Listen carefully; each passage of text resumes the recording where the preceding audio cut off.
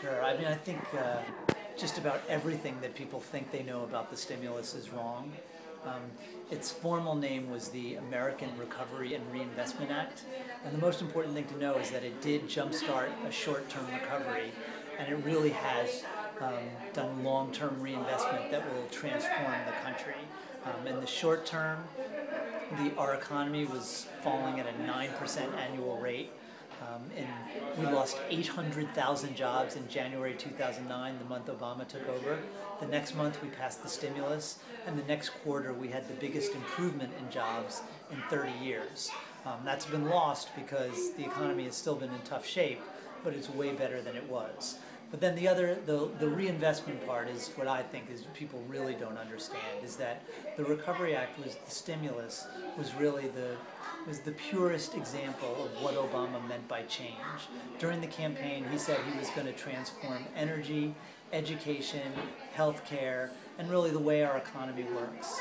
And the stimulus included $90 billion for clean energy when we were only spending a few $1 billion a year. It will move our medical system into the digital age when we really were stuck with pen and paper. It has the most aggressive education reforms in decades. It has, as far as the economy goes, it had the biggest middle-class tax cuts since Reagan. It had the biggest infrastructure investments since Eisenhower, and it had the biggest research investments ever. So this really is, whether you like it or not, these are the kind of changes that Obama talked about during the campaign, and it's really happening even though people don't see it. Why doesn't Obama vindicate this now in his campaign for re-election in November? Well, the stimulus became very unpopular very quickly. And there are a couple reasons for that. One is this was a jobs bill that passed at a time when jobs were hemorrhaging. Even though it did help tremendously, it created a situation where instead of things being absolutely hideous, they were just bad. And it's hard to sell a jobs bill at a time when you have a jobs problem. That just cast a whole pall over everything that happened. I mean, really, the whole idea of Keynesian stimulus is a tough sell, where, you've got families and businesses are tightening their belts, and the government is essentially loosening their belt and sort of, having a spending spree. It's just hard to explain that to people. Then at the same time, you had the Republicans who, as I describe in the book, even before Obama took office, they had decided that they were going to try to obstruct him on everything. And they've done a brilliant job of really distorting what was in the Recovery Act, making it sound like $800 billion worth of levitating trains to Disneyland and mafia museums and all kinds of nonsense that's not even in the bill. The Democrats have done a very poor job of selling it. Most of them have ended up complaining about it as well, saying, oh, the stimulus was too small, or it had too many tax cuts, or they don't like what was in it, which has just added to the sense that, oh, it's just a big mess. And the media has done as bad a job of covering the stimulus as they did covering the run-up to war in Iraq, with that same kind of herd mentality. This just groupthink, where, times are bad, everybody kind of doesn't seem to like this thing. There's no real interest in trying to dig deep and try to find out what the stimulus was actually doing. So it's gotten so toxic, where a year after the stimulus passed, the percentage of Americans who believed that it had created any jobs was lower than the percentage of Americans who believed that Elvis Presley was alive. So really for Obama, he decided, look, what he said is, I get the Keynesian thing, but it's not where the electorate's at. And so he really has not tried to sell his achievements in this area. And he doesn't dare use the word stimulus. No, it's become completely toxic. He'll talk about some of the middle class tax cuts that were in it. He'll talk about how he extended unemployment benefits. He'll talk about how he, has doubled renewable energy in this country since the stimulus began. He'll talk about race to the top, which is those really tough education reforms. He'll talk about health IT, about how he's digitizing medicine, and all of these things that were used to be bipartisan. Republicans used to like it too before Obama took office, but he will not use the word stimulus because I think for a lot of people don't even understand what the stimulus is. They think it means those bank bailouts that we had before Obama even took office. Have you ever felt uncomfortable defending a government's record instead of digging into the dirt of the government or what the government wants to keep secret? Yes, I mean, it's been very uncomfortable for me. I'm more an investigative reporter. I usually write about what the government is doing wrong. This just felt like this gigantic story that was hidden in plain view. I write a lot about energy, which is how I first really found out about the stimulus, where we had been spending a few $1 billion a year on clean energy, and the stimulus put in $90 billion. It was just a complete game changer for wind, solar, and other renewables, for energy efficiency in every imaginable form, for the smart grid, for cleaner coal, for electric vehicles, for the factories to build all this green stuff in the United States, for clean energy research. Just all of this was completely transformative. It was obviously the biggest energy bill the United States has ever passed, but nobody was writing about that. And so that just got me thinking that this story was not only, I think, a really fun and great story, but that this was a way to tell the story of the Obama era.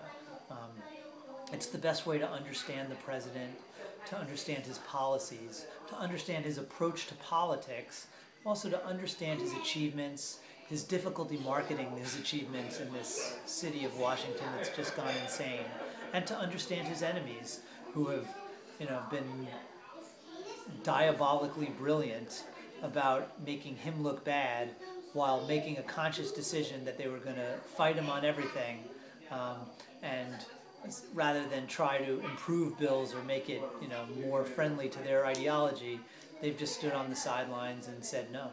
What about Solyndra? Solyndra. I visited the Solyndra plant, and Solyndra, it's unfortunate. It's a solar factory that failed. I always say it's important to remember that this was not some random company.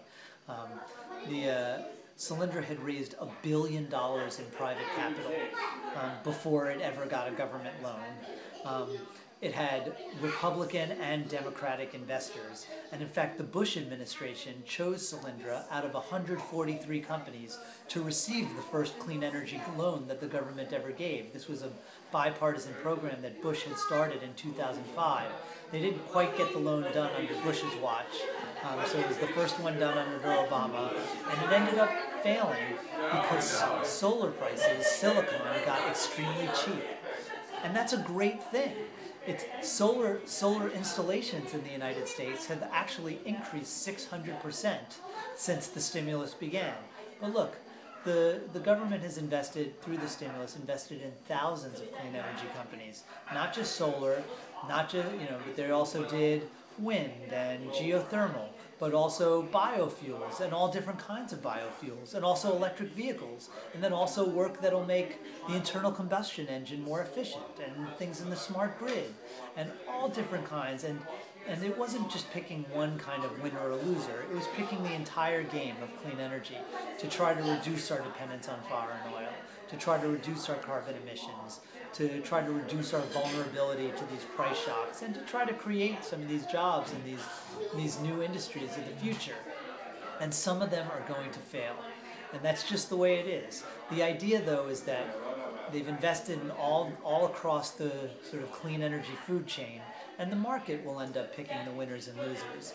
Solyndra is going to fail. There will be other Solyndras in the future. But if some of these companies hit it big, they can really change the way energy is used in our country. Is it the role of government with taxpayers' money to do this, to choose industries for the future? Shouldn't the market be allowed to decide what will be the future industries for America? Well, look, we're already way more than a little bit pregnant. And this was a different way of doing things, right? But every day the government, there are all kinds of companies that receive tax breaks from the government, that receive different kinds of subsidies from the government. There are farmers who receive subsidies. There are industrial operations that receive subsidies. There are individuals who receive subsidies and tax breaks. You know, I get a mortgage interest deduction, and you know what? You know, I might fail. I interviewed one guy in the White House who said, you know, we give a lot of kids tuition aid, and some of them are going to end up drunks on the street. The point is, you know, the government has always been involved in our economy. The government, the internet came from a Pentagon program. Our aerospace industry came from the Pentagon. Biotech has been sponsored by U.S. government. You know, our investments in the University of California helped build Silicon Valley. It's just, this is indeed, you know, it's sort of a kind of green industrial policy, and reasonable people can disagree about that. But the idea that Solyndra is the first time the government decided to give, to invest in a private enterprise that has, you know, potential benefits for the United States is ridiculous. And of course, if the government had, instead of investing in the private sector the way the stimulus did, if they had just done public sector stuff, of course everybody would have called that big government and socialism and hated that just as well. So look, the idea was they were going to be putting $800 billion into the economy. It's an opportunity to do the sorts of things that Obama had promised to do. And whether or not you like them, he did them.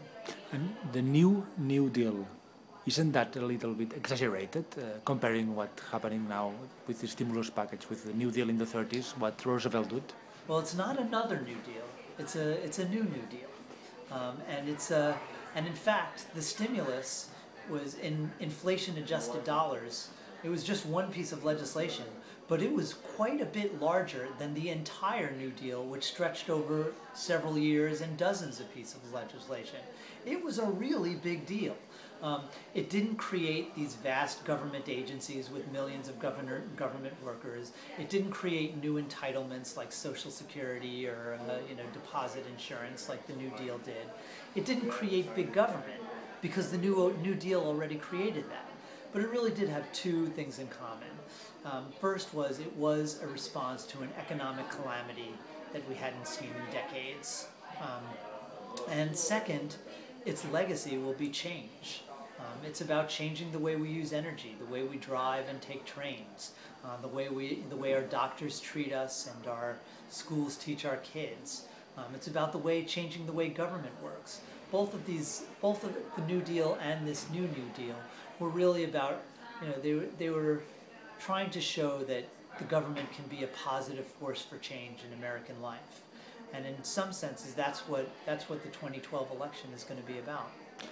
One last question. While the Obama administration was doing this, the European countries were cutting deficits, doing austerity policies. Oh, I've noticed that. What could we Europeans learn from your book and from the playbook that Obama applied during his first mandate? Austerity hasn't worked out so well for Spain, has it? Look, in the United States, we had a big stimulus, and there was a big improvement. And since that big stimulus, there was some more stimulus, and there was a little bit more improvement. And then the Republicans won in 2010, and since then, there's pretty much been the status quo. Republicans have not succeeded in imposing austerity, but Obama has not succeeded in his American Jobs Act, which essentially would have created more stimulus. So we've been stuck in this kind of lame recovery, but at least we're adding jobs. In Great Britain and Spain, there was a turn to austerity, and you've been hit with a double-dip recession. And again, you can't run a double-blind economic study to show what would have happened if Spain had done more stimulus or the United States had done austerity. There's no smoking gun to prove that the stimulus worked and that austerity didn't, but the ballistics certainly match. There's certainly the people who were supporting stimulus in the United States when Britain and Spain turned towards austerity. They said this is going to knock them right back into recession, and they were right. Thank you.